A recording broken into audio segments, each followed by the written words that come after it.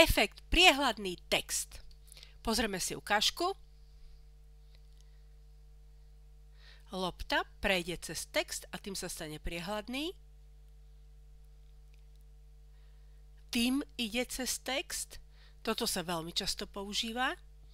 Alebo sa to používa na takéto tancujúce postavy. Realizácia je opäť veľmi jednoduchá. Na plochu si napíšeme text. Volíme fonty, ktoré sú také hrubšie, objemnejšie. Vhodný je tento Hit and Run alebo napríklad Anton. Budeme voliť efekt. Môžete zvoliť efekt buď žiadny, môžete aj tento s tieňom alebo zdvihnutie. Ide o to, aby ten font bol plný. Urobíme si duplikát tohto textu, Ctrl D, a naopak tento duplikát, ktorý bude na vrchu, tak ten musí byť priehľadný. Čiže pôjdeme do efektov a volíme kontúru. Tieto dva texty dám presne na seba. A v polohe to vyzerá tak, že ten priehľadný je na vrchu a pod tým je ten plný text. Zvolím nejaký pohyblivý objekt, napríklad loptu. Niekde si ju nastavím, pozriem sa do polohy. Túto loptu musím umiestniť medzi tie dva texty.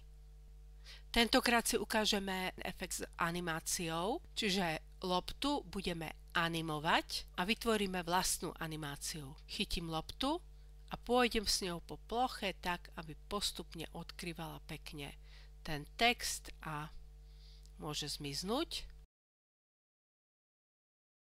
Nastavíme si, aby trasa išla plynulo a dáme hotovo. Animácia je ukončená. Ukážeme si.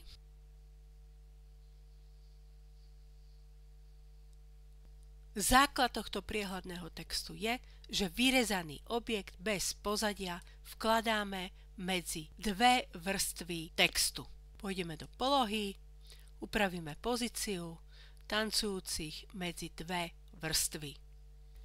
Tento efekt sa dá použiť aj so statickými obrázkami.